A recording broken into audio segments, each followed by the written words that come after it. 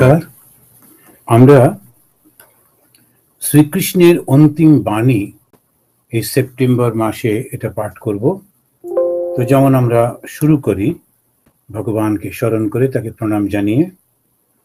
শান্তাকারম ভুজগশয়নম পদ্মনাভম সুরেশম विश्वाधारं गगनसदृशं मेघवर्णं शुभांगं लक्ष्मीकान्तं कमलनयनं योगिभिर्ध्यानगम्यं वन्दे विष्णुं भवभयहरं सर्वलोकैकनाथं। আমরা বেশ কিছুদিন ধরে চলছে আমরা ভগবান শ্রীকৃষ্ণের অন্তিম বাণী বা উদ্ধব গীতা এটি পাঠ করছি। অসাধারণ একটি ধর্মশাস্ত্র, অসাধারণ একটি বই যেটি আমরা পড়ছি। এখানে গত মাসে আমরা ভগবান শ্রীকৃষ্ণের কাছে থেকে শুনেছি সৃষ্টির নিমিত্ত কারণ বা স্রষ্টা হলেন ঈশ্বর, আর নিমিত্ত মানে যিনি করেন, আর উপাদান কারণ হলেন বা মেটেরিয়াল কজ হচ্ছেন প্রকৃতি।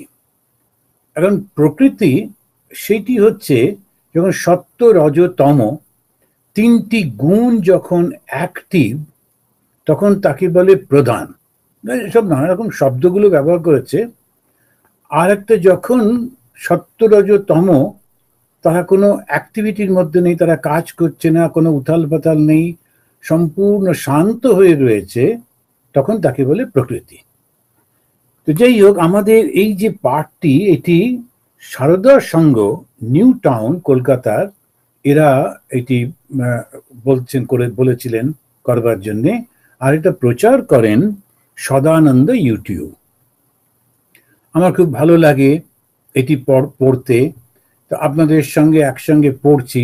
খুব সুন্দর এই বইটি, তাতেই আমার খুব ভালো লাগছে। আমরা অনেকটা এগিয়ে এসেছি। তা এই ভগবানের সৃষ্টির কথাটা এবারে তিনি বলছেন, আর নানা রকমের কাহিনী গল্প, তারপরে ভক্ত কে, ভালো সাধু কে, এরকম সমস্ত বলতে বলতে এখন তিনি এসে যেখানে পৌঁছেছেন সেটা খুবই একটা গভীর তত্ত্বের মধ্যে আমাদেরকে নিয়ে যাচ্ছেন। সেই গভীর তত্ত্বটি হচ্ছে সৃষ্টি। তো সৃষ্টি যিনি করেন তিনি কে? স্বয়ং ঈশ্বর করেন। তো ঈশ্বরই সৃষ্টি করছেন, তাই তিনি হচ্ছেন নিমিত্ত কারণ বা ইন্টেলেকচুয়াল কজ। কিন্তু তিনি করছেন কি দিয়ে? তখন বলা হলো প্রকৃতি দিয়ে। এই প্রকৃতিটা কি? প্রকৃতি হলো ঈশ্বরেরই একটা শক্তি, যেটি সত্য রজ তম তিন রকমের গুণ দিয়ে তৈরি। এই তিনটে গুণ যখন কোনো কাজে লাগছে না, চুপ করে রয়েছে, তখন তাকে বলা হচ্ছে প্রকৃতি। আবার যখন সেটি অ্যাক্টিভেটেড হচ্ছে, কাজ করছে, তখন তাকে বলছে প্রধান। তো এই দুটি ব্যাপার। তো উদ্ধবের প্রশ্নের উত্তরে ভগবান বলছেন, এক অদ্বিতীয় সর্বব্যাপী যিনি, তিনি কিভাবে নানা দেহে জন্ম মৃত্যু চক্রের মধ্যে ভ্রমণ করছেন। এটা একটা অদ্ভুত ব্যাপার। আমরা মনে করছি এটা আমি, এটা আপনি, এটা তুমি, এটা সে, এসব নানা রকম, কিন্তু আসলে সব হচ্ছেন সেই ঈশ্বর। তো যে ভিলেন, যে খারাপ, আবার যে খুব হিরো, খুব ভালো মানুষ, সবই ঈশ্বর। তিনি এটা অভিনয় করে চলেছেন। তো সেই অভিনয়টি করছেন এত সুন্দরভাবে যে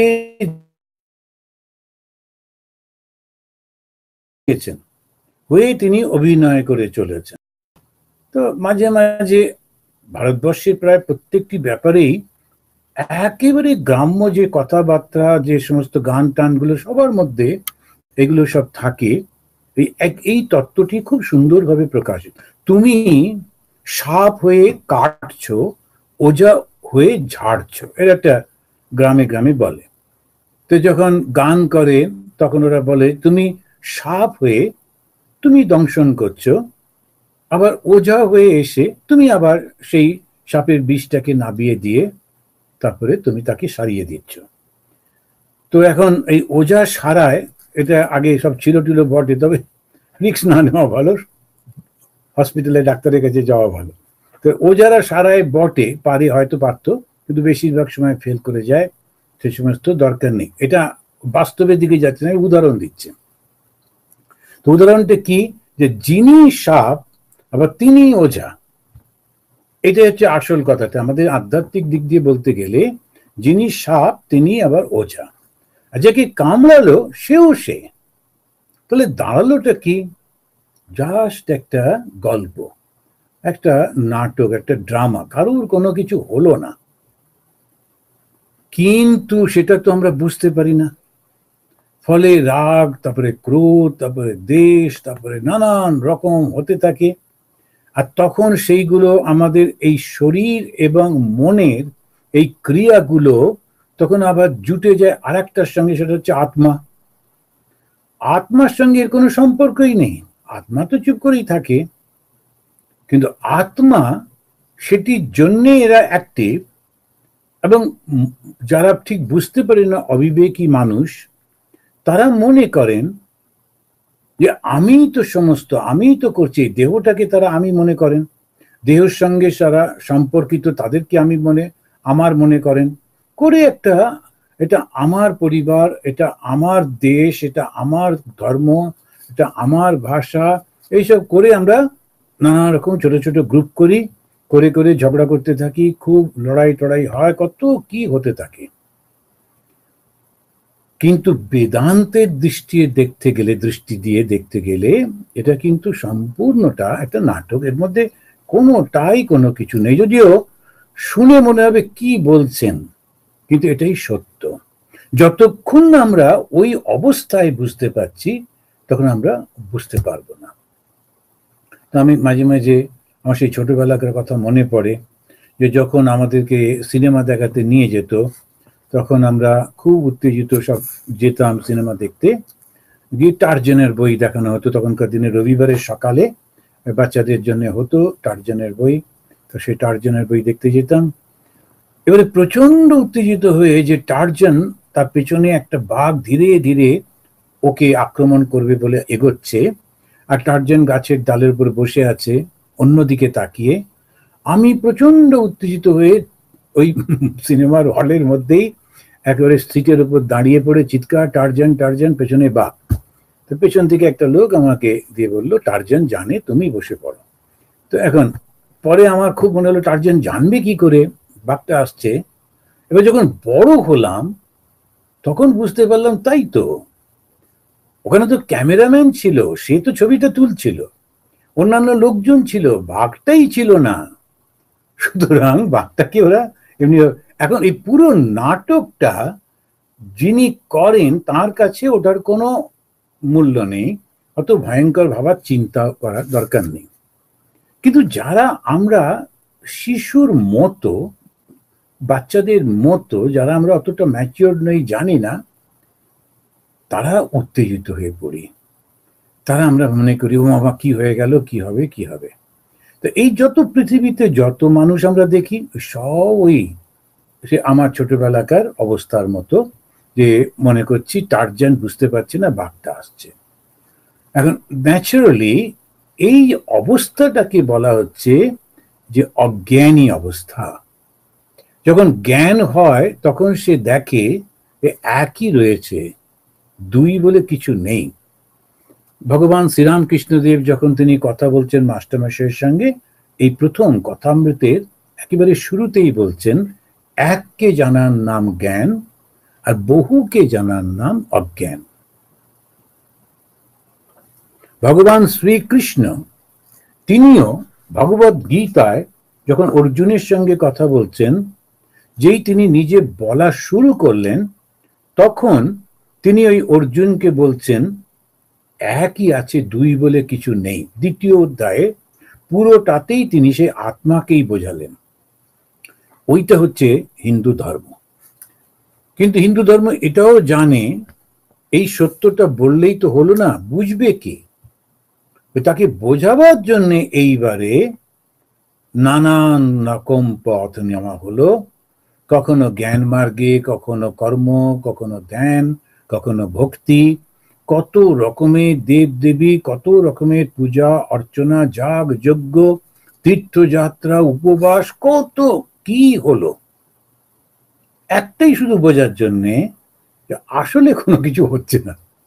শুধু এইটুকু বুঝতে পারলেই হয়ে যাচ্ছে, কিন্তু তার আগে বহু পয়সা খরচা করে বহু দূরে গিয়ে অনেক কষ্ট করে হেঁটে টেঁটে একটা তীর্থ দর্শন করে এলাম, করে এসে তার উপরে আবার সেই ভিডিও করে সবাইকে বলা আপনারাও যান, গিয়ে একটু ঘুরে আসুন, ভালোই ওটা। কিন্তু তীর্থ দর্শনে যে হয় না তা নয়, ওই যে যাচ্ছি ভগবানের চিন্তা করছি, হচ্ছে তো বটেই, কিন্তু একবার যদি বুঝে ফেলা যায় এই সমস্ত ব্যাপারটাই হচ্ছে কেউ একজন এই নাটক লিখেছে, লিখে আমাদেরকে দেখাচ্ছে, সুতরাং এত মানে কষ্ট করার চিন্তা করার কিছু নেই, যা হচ্ছে হতে দাও। আমরা যখন ঘুমিয়ে পড়ি তখন এই জগতে কে কোথায় কি করলো বা কি হচ্ছে সেটা নিয়ে কোনো রকম চিন্তা থাকে না। প্রতিদিন আমাদের নিজস্ব জীবনে প্রলয় হচ্ছে, প্রলয় মানে শেষ।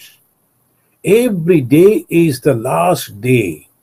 এভরি নাইট যখনই আমি সম্পূর্ণভাবে ঘুমিয়ে পড়ছি তখন কিন্তু আমার কাছে কোনো জগৎ থাকছে না, স্বপ্নও দেখছি না, তখন স্বপ্নের জগৎটাও নেই। এই যে অবস্থাটা হচ্ছে সেই অবস্থাটাকে কিভাবে ব্যাখ্যা করবেন?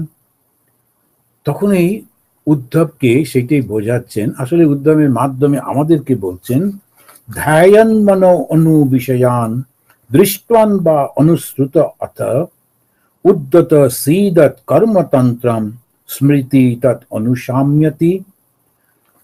এখন এই যে মানুষ জন্মাচ্ছে, কিছুদিন থাকছে, তারপরে মারা যাচ্ছে, যারা বেঁচে আছে তারা নিজেদেরকে মনে করছে বা আমরা কি সুন্দর বেঁচে আছি, আবার যারা মারা গেল তাদের জন্য দুঃখ লাগছে, কেউ অনেক দিন বাঁচে, কেউ অল্প দিন বাঁচে, নানান রকম হয়ে চলেছে। এটা কেন হচ্ছে?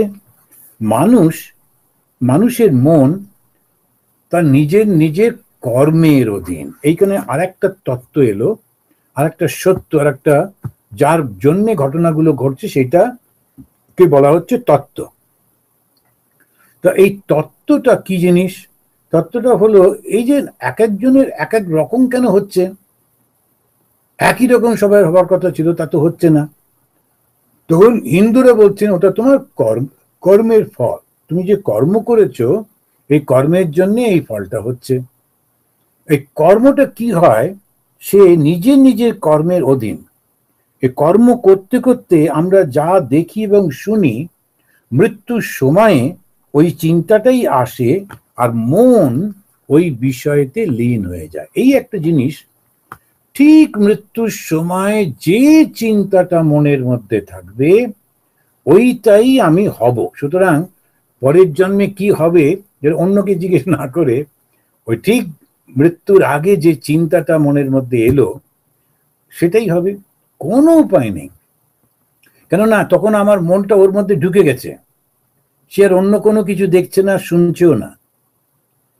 এবারে যখন আমরা সেই পরের দেহটা চলে যাই তখন আগের দেহটা সম্পূর্ণ ভুলে যাই।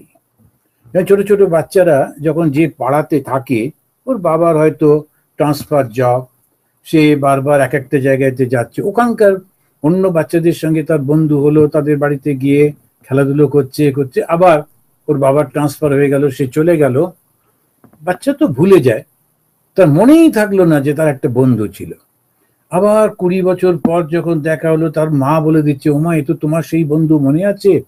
মনে করতে পারছে না, তো যাই হোক বন্ধু ছিল।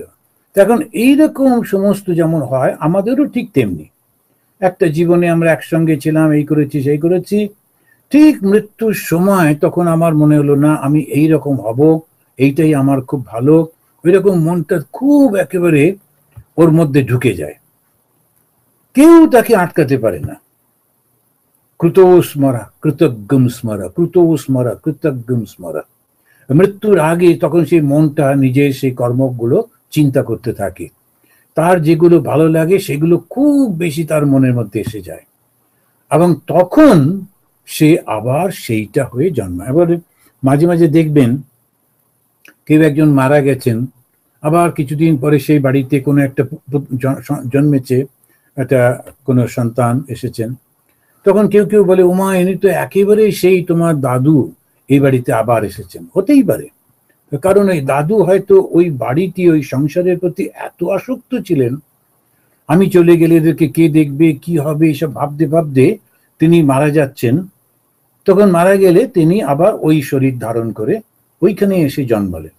কিছুদিন আগে ওরা দেখাচ্ছিল ব্যাঙ্গালোর না কোনো একটা জায়গায়, একটা গরু সে গটগট করে এসে একটা দোকানে ঢোকে, কাপড়ের দোকান।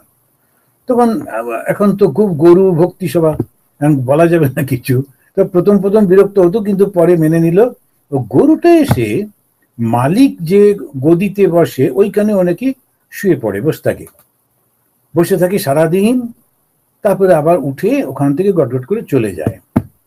হয়তো বা ওই দোকানে ওর মালিক ছিল ও, বা ওই কর্মচারী ছিল, কিছু একটা, মনে হয় মালিকই ছিল, কর্মচারীর অতটা ভালোবাসা হবে না।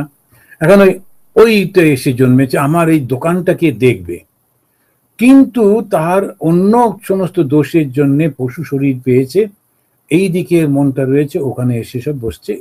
শুনে খুব আজগুবি মনে হয় বটে, কিন্তু আসলে আমি সেইটাই করি যেটা আমার চিন্তা, আমি সেই রকমই হয়ে যাই, এইটাই হচ্ছে আসল। তাই উনি বলছেন ধ্যায়ন মনো অনুবিষয়ান, আমি সেই বিষয়টাকে ধ্যান করি। ধ্যান মানে একেবারে ওইটা হয়ে যায়, ওই বিষয়টার মধ্যেই আমি প্রবেশ করে যাই। বিষয় মানে একটা অবজেক্ট, বিষয় মানে যেটা আমার পছন্দ হচ্ছে সেইটা। এখন এই বিষয়টা, ওই চিন্তাটা এলো কি করে? দৃষ্টবান বা অনুশ্রুত, অর্থাৎ কখনো কখনো আমি দেখেছি, তখন আমার ওইটা খুব ভাল লাগে, কখনো কখনো আমি শুনেছি, অনুশ্রুত, আমি শুনেছি, শুনে আমার খুব ভাল লাগছে, আর সেই ভালো লাগাটা এমন গভীর, তখন আমি তার মধ্যে প্রবেশ করে যাচ্ছি, মৃত্যু সেই মুখে, তখন আমি সেইখানে চলে যাচ্ছি। এবং তারপরে উদ্যত সীদত কর্মতন্ত্রম, সেই চিন্তাটাতেই আমি লীন হয়ে যাচ্ছি। মৃত্যুর সময় মনের সঙ্গে যে সূক্ষ্ম বা লিঙ্গ শরীর ওই বিষয়ে মিলিত হয়ে যায়, আর তার অন্য স্মৃতি তখন নষ্ট হয়ে যায়। তো লিঙ্গ শরীরটা মানে কি? এই যে আমাদের পঞ্চ জ্ঞানেন্দ্রিয়, পঞ্চ কর্মেন্দ্রিয়, তার পঞ্চ মহাভূত, তারপরে মন বুদ্ধি নিয়ে 17টা, 5 5 5 আর 2-এ 17টা নিয়ে একটা লিঙ্গ শরীর হয়, সেইটি আমার সঙ্গে সঙ্গে চলে যায়। তাতে ওই মনটা, ওটা হচ্ছে আসল। তো মনের মধ্যে কি থাকে? মন, তারপরে বুদ্ধি, চিত্ত থাকে, আর অহংকার থাকে। ওই অহংকারটা হচ্ছে সেই মনের বা বুদ্ধির সেই অবস্থা যার উপরে চৈতন্য প্রতিফলিত হচ্ছে, সেটা হচ্ছে অহংকার। এখন এই যে অহংকারটা, সেটাতে কি হয়? ওই অহংকার আমাদেরকে নিয়ে চলে, ওটাই তার শক্তি। আর মনটা, ওই যে চিত্তটা রয়েছে, সে সমস্ত রেকর্ড করে রাখে। চিত্ত হচ্ছে সেই যেখানে সমস্ত কিছু জমা থাকে। তো সেইটা নিয়ে এবারে আমার ইন্দ্রিয়গুলো, তার সূক্ষ্ম অবস্থাগুলো, সেটা সব চলল একসঙ্গে করে। যখন শরীরটাকে ত্যাগ করি, তখন ওকে বলে লিঙ্গ শরীর বা সূক্ষ্ম শরীর। লিঙ্গ মানে হচ্ছে একটা সিম্বল, তো সেইটা চলে যায়। ওর মধ্যে মনটাই প্রধান, আর মনটার সঙ্গে কোনোভাবে আত্মাটা যুক্ত হয়ে যায়, যদিও আত্মার সঙ্গে কোনো সম্পর্ক নেই। আত্মা যদিও এটা আলাদা, কিন্তু ও মনে করে, রিফ্লেক্টেড হয়ে গিয়ে মনে করে আমি এইটা করে, সেইটা ওর সঙ্গে সঙ্গে চলে যায়। তো এইখানেই উনি বলছেন যে এইটাই, এবার ভগবান একটি অসাধারণ কথা বলছেন। ও সমস্ত স্মৃতিটা নষ্ট হয়ে যায়, আগে যে সমস্ত ছিল, কারো কারো কিছু কিছু স্মৃতি মনে পড়ে। কখনো কখনো কোনো শিশুকে দেখা যায় সে এরকম কথা বলছে, সেটা নিয়ে অনেক রিসার্চও হচ্ছে। আমি ওই গ্রামে জন্মেছিলাম, এই হয়েছিল, সেই হয়েছিল, এরকম বেশ কিছু এরকম হয়। এবং প্যারাসাইকোলজিস্ট যারা, তারা ওটা নিয়ে অনেক রিসার্চ করছেন। সত্যি সত্যি তারা মনে চেষ্টা করছেন বুঝবা সত্যি কি পূর্বজন্ম ছিল, আগের জন্ম ছিল। কিন্তু বেদান্তবাদীরা বা হিন্দুরা পরিষ্কার, বুদ্ধিস্টরা একেবারে মেনে নেয় যে না, পূর্বজন্ম না থাকলে আমি কেন এরকম শরীর ধারণ করব। একটা শিশু জন্মগ্রহণ করছে একটা যুদ্ধ বিধ্বস্ত জায়গাতে, কেন? ও তো অন্য একটা ভালো জায়গায় জন্মাতে পারতো, তা কেন জন্মাচ্ছে না? একই সময়ে একই মুহূর্তে দুটি শিশু জন্ম হচ্ছে, একজন ধনী ঘরে জন্ম থেকেই আনন্দ আরাম, আর একটা খুবই গরিব ঘরে জন্ম থেকেই তার কষ্ট। এখন ওরা বলবে ও তোমাদের সমাজ ওকে গরিব বানিয়ে দিয়েছে, ওর বাবাকে, ও কি করবে? তো সেসব ঠিক আছে, কিন্তু কথাটা হচ্ছে ওই শিশুটি বড় লোকের বাড়িতে গেল না কেন? কেন এই বাড়িতে এই প্রাণটা এইখানেই কেন জন্ম নিল? কজ অ্যান্ড এফেক্ট একটা আছে। তো এফেক্টটা হচ্ছে জন্মটা, কজটা কি ওটা দেখতে পাই না বলে আমরা মনে করি কেন তোমরা ওর বাবাকে গরিব বানিয়ে দিয়েছো, সমাজ পাল্টে দাও, অমুক তমুক। এখন এই সমাজ পাল্টানো টাল্টানো সবই তো হবে, কিন্তু কথাটা হচ্ছে এই শিশুটা ওই বাড়িতে কেন জন্মালো না? এই সেইটাই হচ্ছে কর্মফল। এন্ড কর্মফলের জন্যে সমস্ত কিছু হয়ে চলেছে। তো সেইটি হিন্দুরা এটা বিশ্বাস করে, বুদ্ধিস্টরা বিশ্বাস করে, জৈনরা। এখন এরকম ভাবে আমরা দেখছি, এবং ভগবান এইখানে উদ্ধবকে বোঝাতে গিয়ে বলছেন যে হ্যাঁ এটা ঠিকই, আত্মাটা তো আলাদা। আত্মা কিরকম? যেমন একটা টিউব লাইট জ্বলছে, এই আমার এখানে যে লাইটগুলো জ্বলছে, এই লাইটের মধ্যে যে বাল্বগুলো, সেই বাল্ব এবং ওই যে আলোটা সে দিচ্ছে, তার কারণ হচ্ছে ইলেকট্রিসিটি। এখন ওই বাল্বটাকে সাদা বানানো হয়েছে, ওটার থেকে সাদা আলো আসছে। এবার যদি ওটা লাল করে দেওয়া হতো ওই কাঁচটাকে, তাহলে লাল আলো দিত। কিন্তু আসল কারণটা তো ইলেকট্রিসিটি। এবারে ইলেকট্রিসিটিটা যেন মনে করছে আমি আলো হয়ে এটার মধ্যে দিয়ে যাচ্ছি। আমরাও কিন্তু যখন ওই আলোটার দিকে তাকাই, তখন আমরা বলি এটা একটা বাল্ব, ওটা একটা টিউব লাইট, এটা একটা পাখা, এটা একটা, আলাদা আলাদা করে দেখি, তার নাম আলাদা, কর্ম আলাদা, সবকিছু আলাদা, কিন্তু সব কিছুর পেছনে রয়েছে ইলেকট্রিসিটি। ওটা আমাদের মনে থাকে না, কিন্তু যখন লোডশেডিং হয়, যখন ইলেকট্রিসিটি থাকে না, তখন মনে পড়ে, আদারওয়াইজ মনেই পড়ে না। এখন এই যে ভাবটা আমাদের, ঠিক তেমনি ভাবে আমি পুরুষ ও নারী, এ শিক্ষিত ও অশিক্ষিত, এ ধনী এ দরিদ্র, এ পশু এ পাখি, এই সমস্ত কিছু করছি, নাম আলাদা, কর্ম আলাদা, কিন্তু আসলে ভেতরে একটা প্রাণ রয়েছে, সেই প্রাণটাই হচ্ছে আসল। সেইটি কি? ওটাই হচ্ছে চৈতন্য। হিন্দুরা বলছে ওটা হচ্ছে চৈতন্য, এবং এই চৈতন্যটা, তার কোনো পরিবর্তন নেই, কিন্তু ও যেন শরীর চেঞ্জ করছে। কিরকম?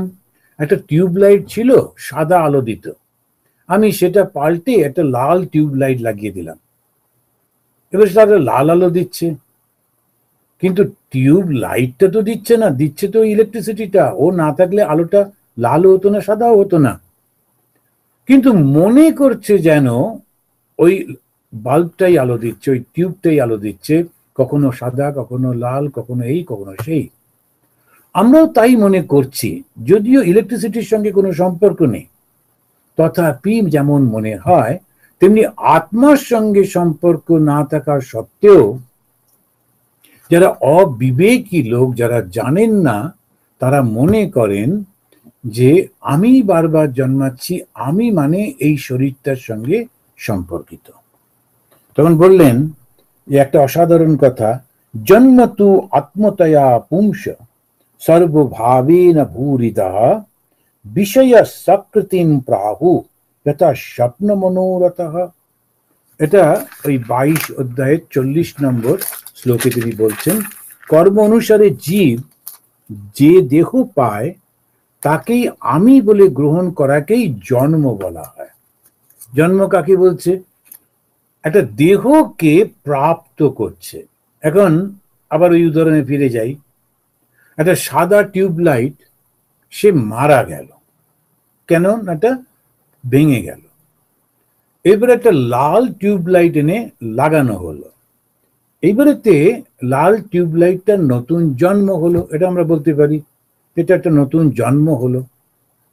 তা সাদাটা মারা গেল, লালটা জন্ম হলো, কিন্তু আসলে কি হলো, ওই ইলেকট্রিসিটি যেটা ছিল তেমনই থাকলো। তেমনি আমরাও, আমাদের যে আত্মা আমাদের ভেতরে রয়েছে, সে একটা দেহকে গ্রহণ করে সেইটার মধ্যে দিয়ে প্রকাশিত হয়ে মনে করে যেন দেহটাকে গ্রহণ করেছে, এটা যেন একটা নতুন জন্ম। তা কর্ম অনুসারে জীব যে দেহ পায় তাকে আমি বলে গ্রহণ করে কে জন্ম বলা হয়। স্বপ্নে যে শরীর আমরা পাই তা যেমন মিথ্যা, জীবের জন্ম মরণও তেমনি মিথ্যা। কারণ এইটি মনে করাটা বড় কঠিন। কেন? কারণ আমরা তো সেটা দেখতে পাচ্ছি না, না? তাই যখন এই জ্ঞানটা হয় তখন এই জগৎটা মিথ্যা হয়ে যায়। কিরকম মিথ্যা? এই স্বপ্ন যখন ভেঙে যায় তখন স্বপ্নটা যেমন মিথ্যা হয়ে যায়। যতক্ষণ এই স্বপ্নের মধ্যে ছিলাম, শুয়ে শুয়ে স্বপ্ন দেখছিলাম, ততক্ষণ কিন্তু মিথ্যা ছিল না, ততক্ষণ ওটা সত্যই ছিল, বাস্তব ছিল, আমি ওর মধ্যে ছিলাম, কখনো আনন্দে কখনো দুঃখে।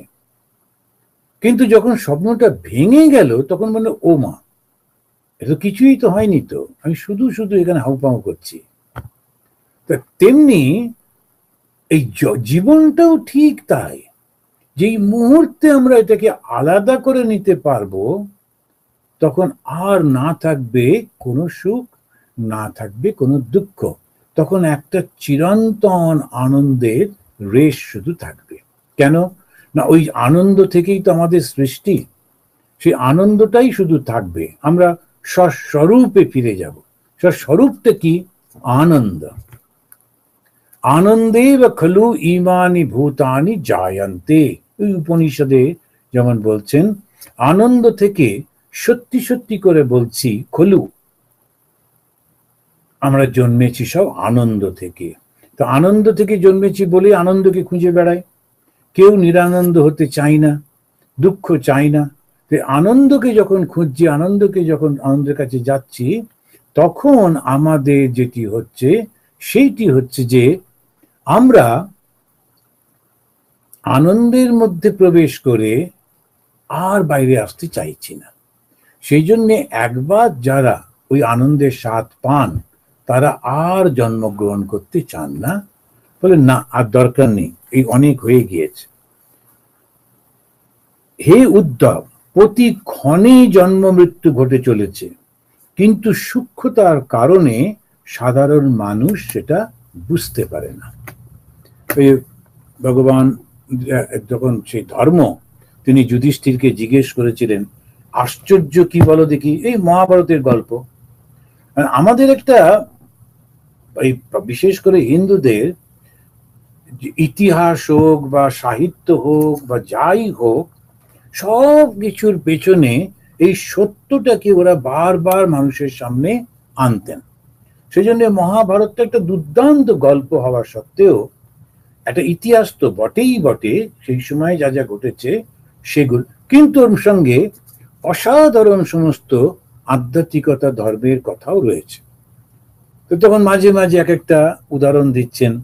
তো মানুষ কিরকম হবে সেটা উদাহরণ দিতে গিয়ে বলছেন যুধিষ্ঠিরের মতো। কেন?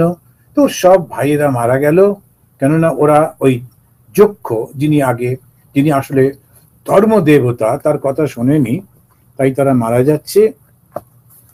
আর তারপরে শেষমেশ যখন যুধিষ্ঠির গেছেন তখন ওই ধর্ম জিজ্ঞেস করলেন নানা সমস্ত প্রশ্নগুলো যেগুলো ভাইদের জিজ্ঞেস করেছিলেন। ভাইরা এত তৃষ্ণার্ত ছিল, ওরা বলে আচ্ছা জলটাকে খেয়ে নি পরে, সেই জন্য সব মারা গেল, মানে অজ্ঞান হয়ে গেছে। যুধিষ্ঠির গেছেন, তাকে সেই একই কথা বলা হলো, উনি শান্ত হয়ে বসে উত্তর দিচ্ছেন। তার মধ্যে একটা ছিল আশ্চর্য কি বলতো।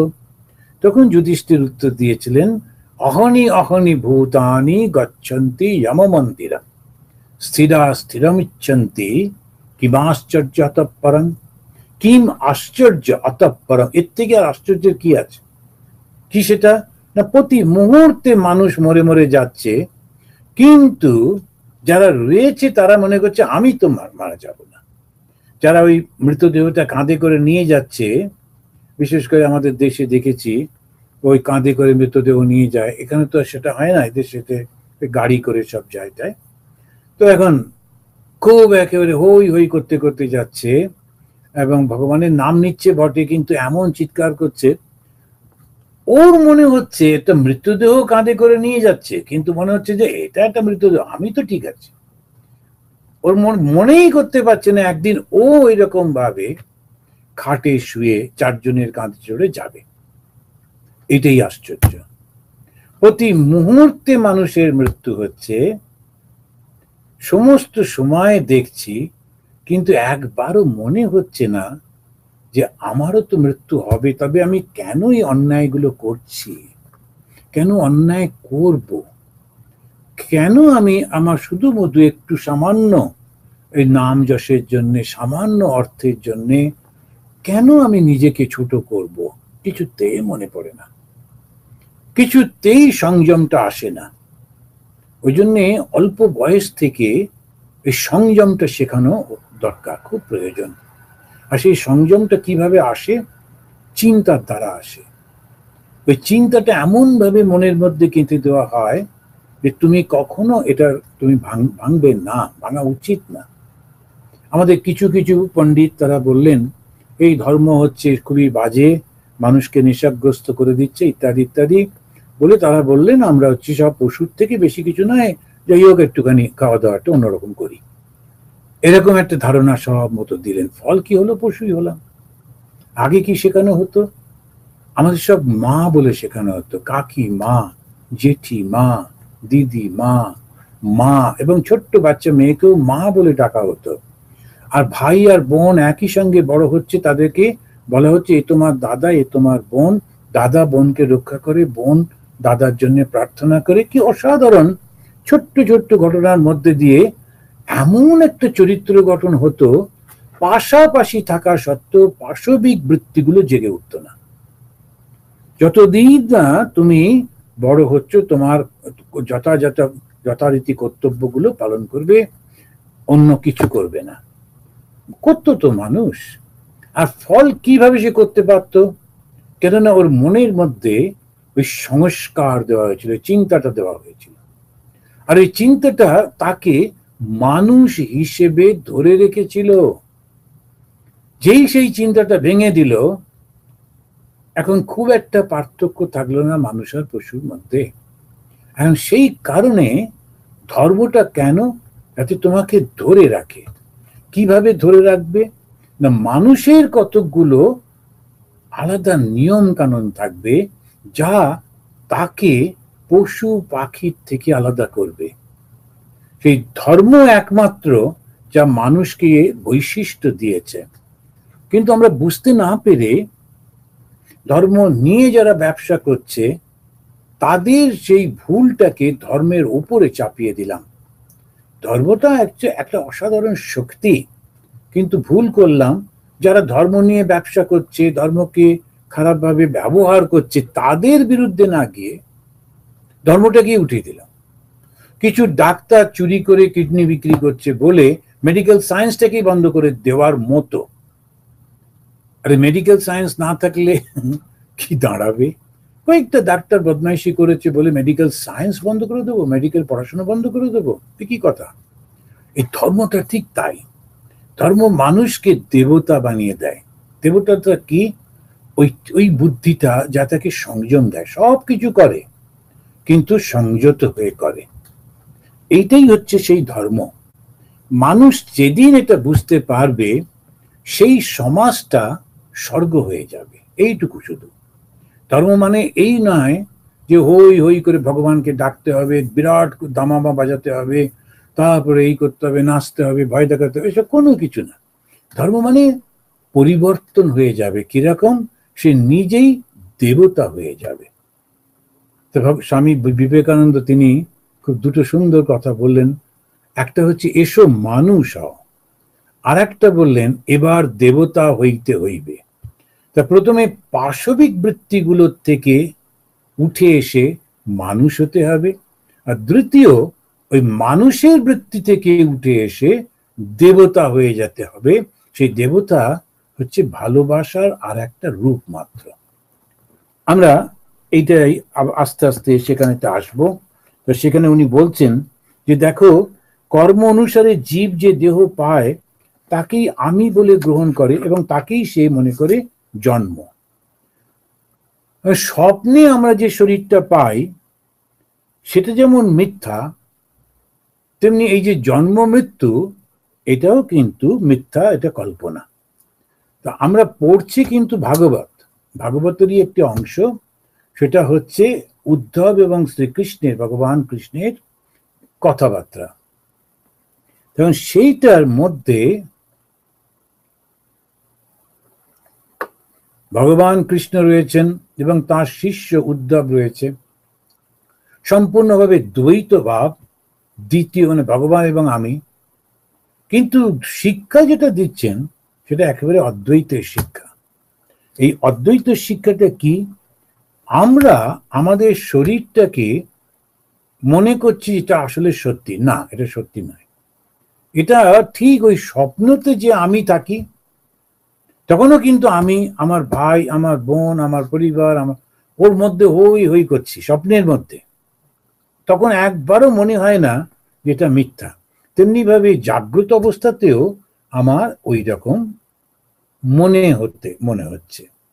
তা স্বপ্ন আর জাগ্রতের মধ্যে এই উদাহরণটা দিয়ে আমাদের বোঝাচ্ছেন জাগ্রতটাও কিন্তু মিথ্যা।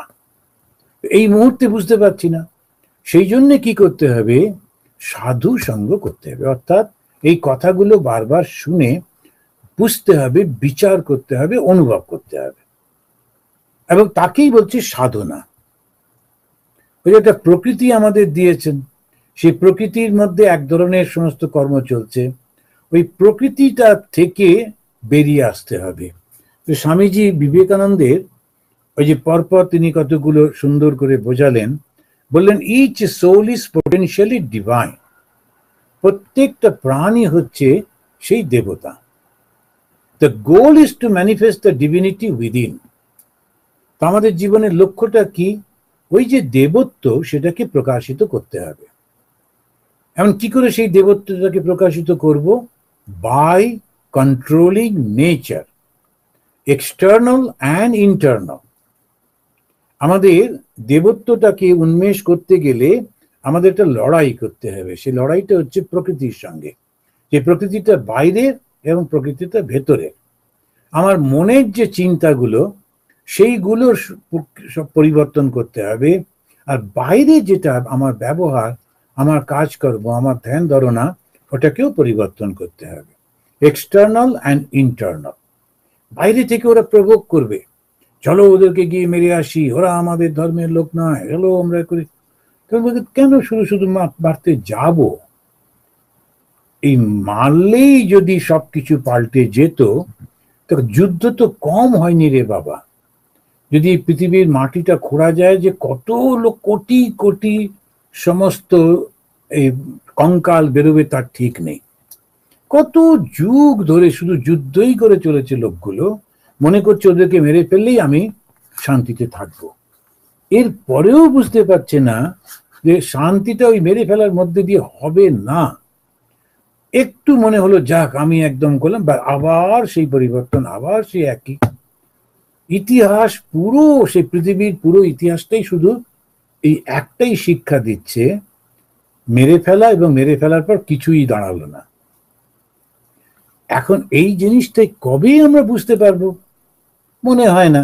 তো স্বামীজি বলছেন, স্বামী বিবেকানন্দ, যে এরকম যদি হতো, সবাই যদি একরকম চিন্তা করতে পারত, তাহলে কত স্বর্গ হতো, স্বর্গ হয়ে যেত এই দুনিয়াটা। কিন্তু হবে কি? কেননা ওই কর্মের ফলটা এমন, ও যে দুষ্টু কর্ম করছে, খারাপ কর্ম করছে, ও আবার দুষ্টু হয়ে জন্মাবে, খারাপ হয়ে জন্মাবে, আবার ওই ধরনের কর্ম করবে, আরো নিচে যাবে, আবার উঠে আসবে, এই করতেই থাকবে। কখনো সরীসৃপ হয়ে জন্মাচ্ছে, কখনো পশু হয়ে জন্মাচ্ছে, আবার সে মানুষ হচ্ছে, মানুষের পর আবার এই হচ্ছে, হয়েই চলেছে, কিন্তু কিছুতে ভুলছে না। এবং ওর তার সঙ্গে সঙ্গে অন্যরাও অ্যাফেক্টেড হয়ে যাচ্ছে। তাহলে আমি কি করব? আমি সত্যটাকে বুঝে নিয়ে আমি এই জিমখানা থেকে বেরিয়ে যাব। স্বামীজি বলেন, এটা এই যে তুমি দেখছো এই পৃথিবীটা, এটা হচ্ছে কুকুরের লেজের মতো। সবসময় ডগস কার্লি টেল, কুকুরের লেজটা কুকুরে থাকে। এবার যখন তুমি টেনে ধরেছো ওটা সোজা হয়ে থাকবে, যেই ছেড়ে দিলে ওটা আবার টুক করে কুকুরে গেল। কবে বুদ্ধদেব এলেন 2500 বছর আগে, শান্তির বাণী বললেন, কিন্তু কই, কোথায় পরিবর্তন? তাহলে ভগবান রামচন্দ্র, ভগবান শ্রীকৃষ্ণ সবাই আসছেন, কত চেষ্টা করছেন, কিন্তু রাবণও মরছে না, দুর্যোধনও শেষ হচ্ছে না, থেকেই যাচ্ছে থেকেই যাচ্ছে। তাহলে আমরা কি করব? তাই ভগবান শ্রীরামকৃষ্ণদেব বললেন, জোশো করে তুমি ভগবান লাভটা করে ফেলো, তাহলে হয়ে যাবে। জোশো করে তুমি যদি ভগবান লাভটা করে ফেলতে পারো, তখন তোমার তো আর সমস্যা নেই। কেন সমস্যা নেই? তোমার স্বপ্নটা তো ভেঙে গেল। আর যেই স্বপ্ন ভেঙে গেল, তখন তুমি দেখলে, আরে এ কি ভাবছিলাম, আসলে তো কিছু নেই। যদিও তখনও বুক ধড়ফড় করছে। স্বপ্নের সময় যখন ভয়ে দেখছি জঙ্গলের মধ্যে হাতি তাড়া করেছে, বাঘে তাড়া করেছে, কিন্তু আসলে দেখা যাচ্ছে যেই আমি ঘুমটা ভেঙে গেল, না কোথাও নেই, আমি খাটের উপরে বিছানায় শুয়ে আছি। তো তখন ওই ভয়টা চলে গেল, কিন্তু বুক দরপরটা তখনও চলছে, খানিক কিছুক্ষণ হবে। ওইটাকে বলা হচ্ছে, একবার তুমি ভগবানকে জেনে নাও, সত্যটাকে জেনে নাও, তারপরে অবশ্য দেহটা থাকলে একটু এরকম চলবে, খারাপ মানে মনে হবে ডাক্তার ডাকো, শরীর খারাপ হচ্ছে, সব হতে থাকবে, কিন্তু আসলে কোনো কিছু হবে না। তখন তুমি সম্পূর্ণভাবে তুমি মুক্ত হয়ে গেলে। এটা থাকবে, ওর মধ্যে ওই স্বপ্নগুলো কারুর না কাউকে নিয়ে চলতে থাকবে, তোমার তো আর সমস্যা থাকলো না, না ওইটুকু। তো রবীন্দ্রনাথের জুতো আবিষ্কারের সেই মতো নিজের পাটাকে যদি মুড়ে নিই, এবারে যে ধুলো থাকলো কি থাকলো তা তো আমার কি, আমার পাটা তো পরিষ্কার হয়ে গেল। তো তেমনি ভাবে এই জগৎ এইরকম থাকবেই থাকবে। By controlling nature, external and internal. এরপরে উনি বললেন, আমাদের যে 4টি পথ আছে, সেই 4টে পথে যে কোনো একটা বা দুটো বা সবগুলোকে নিয়ে এটা করে ফেলো দেখি, তাহলেই হয়ে গেল। এখানেতে ভগবান কৃষ্ণ তাই বলছেন, সংসার অনিত্য, এ কথা অত্যন্ত জোর দিয়ে বোঝাচ্ছেন ভগবান কৃষ্ণ। আর বলছেন, কেন বলছেন? যাতে মানুষের বৈরাগ্যটা হয়। বৈরাগ্য মানে কি? বিরাগ। এই বিরাগটা মানে এই সংসারটা অনিত্য। আমি তো যখন জন্মাইনি এই সংসারটা ছিল, আমি যখন মরে যাব এই সংসার থাকবে, মাঝখান থেকে আমি হাঁপিয়ে মরছি কেন? আমি না থাকলে কি হবে, আমি না থাকলে কি হবে করে তার ওই হাঁপানি বেড়ে গেল, এবারে সে আবার অক্সিজেন নিচ্ছে। এখন তাদের লাভটা কি? আমি যতক্ষণ আছি, যতটা চেষ্টা করছি, পারবো করব, না পারলে আর কি করা যাবে, বুঝে করো, তোমরা করো। এইটা যেই এসে গেল, তখন আর কোনো সমস্যা থাকলো না। নইলে আমি চেষ্টা করব আমার পরে যাতে সুন্দরভাবে চলে। এই যে আমাদেরও সাধুদের, বিশেষ করে রামকৃষ্ণ মিশনে আমাদের যে সাধনাটা, সেই সাধনাটা হচ্ছে একটু অন্য রকম। কারণ আমাদের তো স্বামীজি ঠাকুর বলে দিয়ে গেছেন মানুষের সেবা করতে। এখন মানুষের সেবা তোমরা করি না, দেবতার সেবা। এই দেবতার সেবা যখন করতে যাচ্ছি, মানুষ ভাব এসে যাচ্ছে। এই মানুষ ভাব এসে গেলে অহংকার আসছে, অহংকার আসায় ঝগড়াঝাঁটি হচ্ছে, নিজে কষ্ট পাচ্ছি, আমি এটা করব না বলে খুব ঝগড়া করে, আমার এটা কাজ নয় ইত্যাদি ইত্যাদি করছি, করে কষ্টটা কে পাচ্ছে? আমি পাচ্ছি। আমি তো কাজের জন্য আসিনি রে বাবা, আমাকে তুমি যেখানেই রাখো না কেন, আমি তো সাধনা করতে এসেছি। আর সাধনাটা কি না, এই যে আমি মিথ্যে কল্পনা করছি এই জগৎটা, এই মিথ্যেটাকে ভেঙে কি করে করব? গুরু প্রদত্ত যে মহামন্ত্র, সেইটাকে সারাক্ষণ জপ করব। সাধু সঙ্গ মানে এই শাস্ত্র অধ্যয়ন করে ওই সত্যটাকে মাথার মধ্যে আনবো, বারবার বারবার চিন্তার মধ্যে, ভাবনার মধ্যে, বিচারের মধ্যে, ধ্যানের মধ্যে। আমার মনটা আমি সম্পূর্ণভাবে এর থেকে আলাদা করে ফেলবো, তারপরে কি হলো না হলো আমার দেখার কথা নয়, ওটা যেমন ঈশ্বর দেখবেন দেখবেন। এখন এই যে ভাবটা যখন এলো, আমাকে যে কর্তব্যটি দেওয়া হয়েছে ওটি আমি সুন্দরভাবে করব, ঈশ্বরের সেবায় নিয়োজিত ভাবে করব, মানুষের কল্যাণ হবে সেটা ভেবে করব, কিন্তু তার পেছনে আমার নাম, যশ, প্রতিপত্তি, অর্থ সব কোনো কিছু আমি চাইছি না। কারণ ওটা তো আমি জানি ওগুলো মিথ্যা, ওগুলো স্বপ্ন, আমার ওর মধ্যে যাবার কোনো প্রয়োজনই নেই। যখন সামনে ঘটছে মনে হচ্ছে আচ্ছা আমি জানি, মনে মনে জানি, ওটা কোনো কিচ্ছু না। সেই আপনাদের বলেছিলাম কিনা যে একজন নতুন সাধু খুব ভালো বক্তৃতা করতেন, তা আমরা অদ্বৈত আশ্রমে ছিলাম, তিনি সিনিয়র, তো উনি আর একটা আশ্রমে বক্তৃতা করতে গেছেন, আর সেই বক্তৃতা করতে গিয়ে এত সুন্দর বলেওছেন। এবারে বক্তৃতার পরে যেমন সেই গ্রিটিং হয়, আমরা দাঁড়িয়ে আছি, ওই সিনিয়র মহারাজ যিনি ছিলেন তিনিও দাঁড়িয়ে আছেন, আর ওরা এসে ওকে প্রণাম করছে, আর সবাই যেমন ভক্তরা বলেন মহারাজ খুব ভালো লাগলো, খুব সুন্দর বললেন। এই ওনার অল্প বয়স, প্রশংসা শুনে শুনে আনন্দ হচ্ছে। যে সিনিয়র ছিলেন ওটা লক্ষ্য করেছেন, করে বলছেন শোনো, এই কথাগুলো যে এরা তোমাকে শুধু বলছে তা কিন্তু না, যত বক্তা আছে তাকেই বলে, সুতরাং এটা সিরিয়াসলি নেবার দরকার নেই। হয় কি, যারা বললো সে তো বলে চলে গেল, গিয়ে তারপরে এত তেলে ভাজা চা খেতে খেতে আজকে বেশ সন্ধ্যাটা কাটলো গো বলে চলে গেল। আমাদের অবস্থা হচ্ছে যে বললো সে এবারে মনে মনে ভাবছে আমি কিরকম বক্তা, আমি কত প্রশংসা পেয়েছি, এত লোক আমার প্রশংসা, এই তখন আর একটা বিপদ।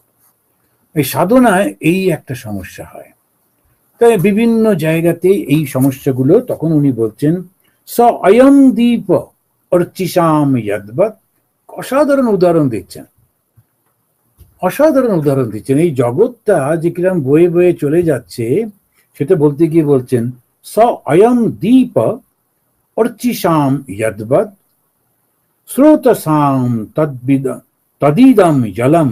একটা উদাহরণ দিচ্ছেন, সোয়ম, সেই রকম, পুমানীতি নৃপা মৃষা গীতি মৃষা আয়ুষাম। দ্বীপ জ্বলে জ্বলে শেষ হয়ে যাচ্ছে, কিন্তু মনে হচ্ছে যেন একটাই প্রদীপ জ্বলছে। স অয়ম দীপ, এই যেমন এই যে প্রদীপটা, অর্চিসাম যদ্বৎ, ও কিন্তু জ্বলতে জ্বলতে শেষ হয়ে যাচ্ছে, কিন্তু আমরা যখন দেখছি মনে হচ্ছে যেন একটাই দ্বীপ জ্বলছে, তা কিন্তু না। ওই প্রত্যেকবার, প্রতি মুহূর্তে, প্রতি সেকেন্ডে, ফ্র্যাকশন অফ এ সেকেন্ড ও আস্তে আস্তে করে পুড়ে যাচ্ছে, ওই কাপড়টা পুড়ে যাচ্ছে, তেলটা পুড়ে যাচ্ছে, ও শেষ হয়ে যাচ্ছে, কিন্তু আমাদের মনে হচ্ছে যেন একটাই প্রদীপ জ্বলছে। ও যে শেষ হয়ে যাচ্ছে সেটা আমাদের মাথায় আসছে না। আবার নদীর দিকে তাকিয়ে যখন দেখছি যে নদী, একটাই নদী বয়ে চলেছে, তাই কি ওই জল ও কিন্তু পরিবর্তিত হয়ে যাচ্ছে। আমরা যদি একটা ঘাটে দাঁড়িয়ে ওই নদীর জলটা একটুখানি হাতে করে তুলি, খানিকক্ষণ পরে আবার হাত দিয়ে ওই নদীর জল তুললাম, একই জল কি? তা কিন্তু না। ওই প্রথম জলটার পরে কত জল বয়ে চলে গেল, আমি আবার যখন হাতটা দিলাম জলেতে ততক্ষণে বহু জল বয়ে চলে গেছে, পরিবর্তন হয়েই চলেছে, কিন্তু আমার দৃষ্টিতে, আমার ভাবনায় ওটা একটাই নদী। তো এইটাই হচ্ছে সেই কথাটা শেখাচ্ছেন।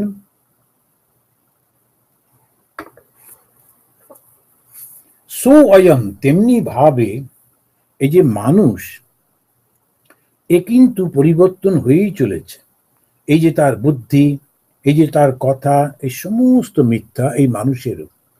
ধী মানে বুদ্ধি, গি মানে তার সব কথা, মৃষা, মৃষা মানে মিথ্যা। আমরা এই যে আমাদের বুদ্ধি, আমাদের সব কিছু ধীরে ধীরে শেষ হয়ে যাচ্ছে। একটি মানুষ, সে কত বুদ্ধিমান ছিল, কি অসাধারণ কথা বলতো, তারপরে বয়স শেষের দিকে সবকিছু ভুলে যেতে লাগলো। কাজী নজরুল ইসলাম কি কবি ছিলেন, কি অসাধারণ কবি, কিন্তু সে কিছু মনে করতে পারছেন না। এরকম বহু লোকের জীবনে ঘটে।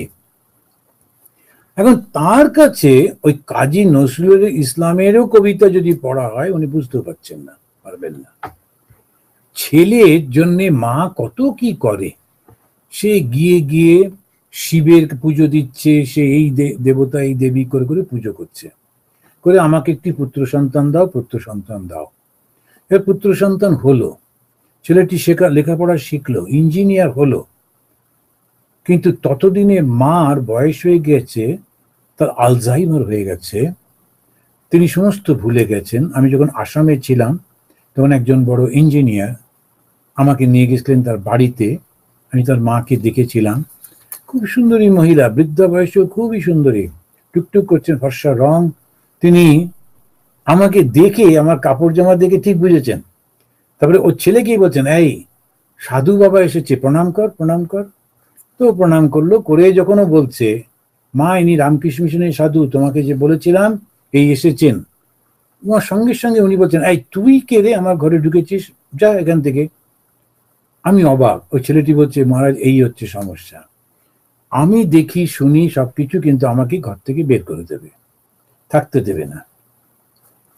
মা যিনি কত পুজো আচ্ছা করেছেন, 10 মাস 10 দিন গর্ভে রেখেছেন, কত কষ্ট করে সন্তানকে বড় করেছেন, কত ভালোবাসা, কত অহংকার দিয়ে সেই সন্তান হয়েছে, জীবনের শেষ প্রান্তে এসে ওকেই বলছেন, তুমি এখানে, তুই এটা কে, তুই বেরো এক্ষণ থেকে, এক্ষুনি বেরো।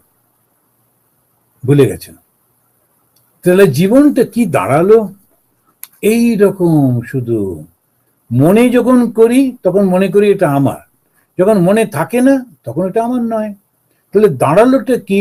এই সংসারটা সবকিছু আমার মনের ওপর। যদি মনে করি আমার, তাহলে আমার, যদি মনে না করি তাহলে এটা আমার নয়। এই যে ভাবটি, এই ভাবটাতে বলতে গিয়ে উনি বলছেন, কিন্তু মানুষ মনে করছে যে ও একটাই রয়েছে, তা কিন্তু না, সব পরিবর্তন হয়ে যাচ্ছে। এই পরিবর্তনটা যখন বুঝতে পারবো তখন আর অহংকারটা থাকবে না। আমরা থাকবো, সবই করব, কিন্তু অহংকারটা থাকবে না। কেননা কিছুদিন পরে আমিও থাকবো না। কেন বাপু এত জড়িয়ে পড়া? যখন যেটি করছি সেইটিকে করে শান্তভাবে সত্যটাকে ধরা। কিরকম পরিবর্তন হয় তার উদাহরণ দিচ্ছেন ভগবান। বলছেন এই 48 নম্বর শ্লোকে গিয়ে, এটা 22-45 নম্বর শ্লোকে উনি এই উদাহরণটা দিলেন, একটা দ্বীপ, একটা নদী এবং মানুষের, খুব সুন্দর উদাহরণ দিয়ে বোঝালেন কিরম ভাবে পরিবর্তন, কিন্তু মনে হয় যেন একই জিনিস, জিনিসটা পরিবর্তন হয়েই গেছে। আমার শরীরের পরিবর্তন হচ্ছে, কিন্তু আমি মনে করছি আমি। সেই ছোট্ট শিশু আমি যখন আমারই ছবিটা দেখি, নিজে চিনতে পারি না, অথচ ওটাই তো আমি। আমাদের এই যে পরিবর্তনটা যদি মনে থাকে তখন আমার অহংকারটা থাকে না। আর যেই অহংকার থাকে না তখন সত্যটা নিজে নিজে উদ্ভাসিত হয়। তাই ভগবান শ্রীরামকৃষ্ণদেব বললেন না, আমি মলে ঘুচিবে জঞ্জাল, ওই অহংকারটুকু চলে যাওয়া। তো আমাদের যখন মানুষের গর্ভধান হয়, গর্ভবৃদ্ধি হয়, জন্ম, বাল্য, কৌমার, যৌবন, পৌরতা, বার্ধক্য, মৃত্যু, এই 9টা ঘটেই চলেছে। কিন্তু আমি মনে করছি আমি তো আছি। কত পরিবর্তন হয়ে গেছে। আমার যে শরীরটা জন্মেছিল তার সেই শরীর আর এই শরীর একই, কত পরিবর্তন হয়ে গেছে, কিন্তু আমি মনে করছি আমি একই আছি। এখন একটা প্রশ্ন হলো, আমি আত্মা, এটা তো সত্যি। আমি যদি আত্মা হই তাহলে আত্মা তো শরীরের থেকে বিচ্ছিন্ন, সম্পূর্ণ আলাদা।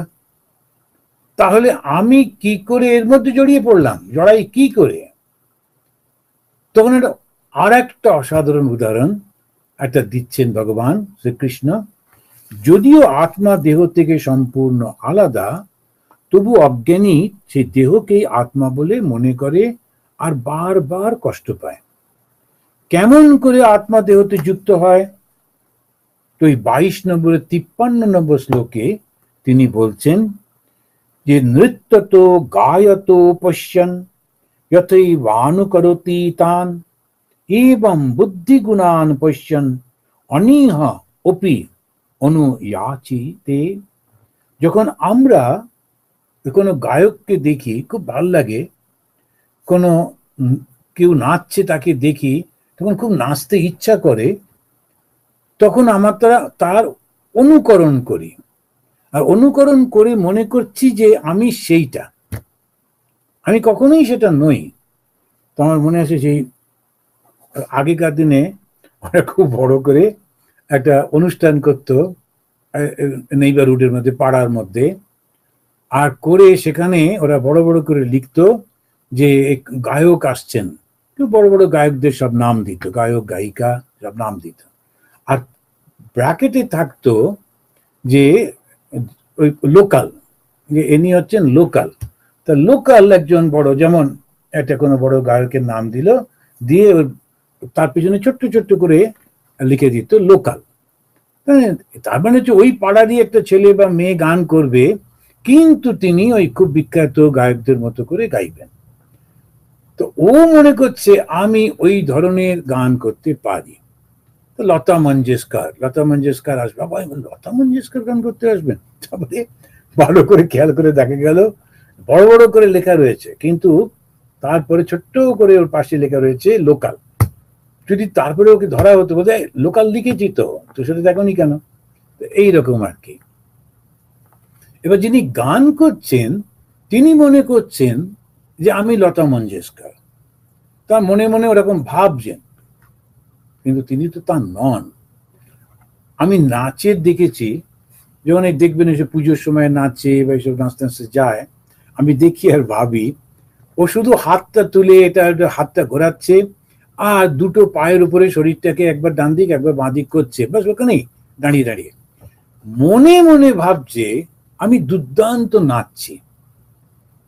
আর যারা নাচে তারা কত দিন ট্রেনিং নেয়, আমার দেখে মনে হয় যেন কত সোজা, কত একটু করলেই হলো, তা কিন্তু না। ওই পা মেলানো এরকম ভাবে করা বহুদিনের ট্রেনিং লাগে। এবার আমার মনের মধ্যে ওই নাচটা রয়েছে, এবারে আমি হাত তুলে রাস্তার উপরে শুধু একবার বাঁ পাটা ডান পাটা ওঠাচ্ছি আর নামাচ্ছি, মনে মনে ভাবছি আমি নাচছি, এবং খুব খুশি হয়ে লোকেরা নাচে। এই নৃত্য একটা আনন্দ, তো মানুষের খুব পছন্দ এই নৃত্যটাকে, ওই আনন্দটাকে প্রকাশ করা।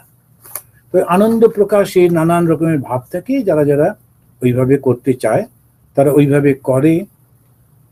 আর কিন্তু আসলে সে কিছুই করছে না, যারা দেখছে তারা দেখছে আরে এটা তো কিছুই না, পাটা বাঁ দিকে ডান দিকে করছে, কিন্তু ও ভাবছে আমি ওই যে সিনেমাতে সেই নাচ দেখেছিলাম, কিংবা বিখ্যাত আর্টিস্ট যেমন নেচেছে আমি সেরকম করছি। মাঝে মাঝে একটু ঘো করে ঘুরে নিল, নিয়ে ভাবলো লোকেরাও একটু হাততালি দিল, যাক ঘুরেছে, পরে নিয়ে আছে, ঠিক আছে, এরকম করে ও ভীষণ খুশি হয়ে নাচছে। আসলে সবটাই মন, ও মোটেই ওটা করতে পারছে না। দেখুন কি উদাহরণ দিচ্ছেন ভগবান কৃষ্ণ, তিনি সেই যুগে তিনি উদাহরণ দিয়ে বলছেন যে বিখ্যাত যেমন নর্তক বা গায়ক থাকে, অন্য লোকেরা তাদের অনুকরণ করে, করে ভাবে আমি সে, আত্মাটাও সেই রকম করে, ও মোটেই ওর দেহের সঙ্গে কোনো সম্পর্ক নেই, কিন্তু ও মনে করে যে আমি দেহ। ওই মনে করাতেই এই সমস্যাগুলো এসে যায়। তা এইটাই হচ্ছে আসল, যে 22-53 নম্বর শ্লোকটি যদি আপনি দেখবেন, নৃত্যত গায়ত পশ্যন যতই বানুকরতি তান, এবং সেই রকম ভাবে বুদ্ধি গুণান পশ্যন, বুদ্ধি এবং গুণ, গুণগুলো কি কি সত্য রজ তম, পশ্যন তাকে দেখে, বুদ্ধি সে বিচার করছে, গুণগুলো কখনো ভালো কখনো খুবই খারাপ, কখনো ভালো মন্দ মিশ্রণ, অনীহ অপি অনুয়াচিতে, অনীহ ওর কোনো সম্পর্ক নেই, কিন্তু মনে করছে আমিও বুদ্ধি, আমি ওই গুণ সত্যরজ তম। ফলে কি হচ্ছে, ও যেন জন্মধারিতম, যেন জন্ম নিচ্ছে, আসলে কিন্তু তা হচ্ছে না। আমরা অদ্বৈত বেদান্তের অসাধারণ কথাগুলো দ্বৈত ভাবের মধ্যে দিয়ে জানতে পারছি। এই যে কনভারসেশনে এখন যে এসে পৌঁছেছি আমরা 22 অধ্যায়ের উদ্ধব গীতায় 53 নম্বর শ্লোক পর্যন্ত আজকে পড়লাম। পরের দিনে আবার পরের থেকে শুরু করব, পরের মাসে। তো আমরা শুনলাম ভগবান বারবার বলছেন যে এই যে তোমার জীবনটা, এই যে জগৎটা, এটা কিন্তু আসলে ঘুমের মধ্যে যে জগৎ দেখো, স্বপ্নের মধ্যে যে জগৎ দেখো, স্বপ্নের মধ্যে তুমি যেমন ব্যবহার করো এটা ঠিক তেমনি, আসলে কোনো কিছুই হচ্ছে না। সুতরাং অত গুরুত্ব দেবার কিছু নেই, বরং পারলে মনটাকে ধীরে ধীরে এই ভ্রান্ত অবস্থা থেকে উঠিয়ে নিয়ে এসে যেটা সত্য, যেটা আনন্দের খনি, যেটা আনন্দের মধ্যেই ডুবে যাওয়ার, বা যেটাকে বলে অমৃত ভাণ্ড, সেইটির মধ্যে যাওয়ার চেষ্টা করো। তো আজকে আমরা 3বার শান্তি বলে শেষ করি। ওম শান্তি শান্তি শান্তি। হরি ওম তৎসৎ।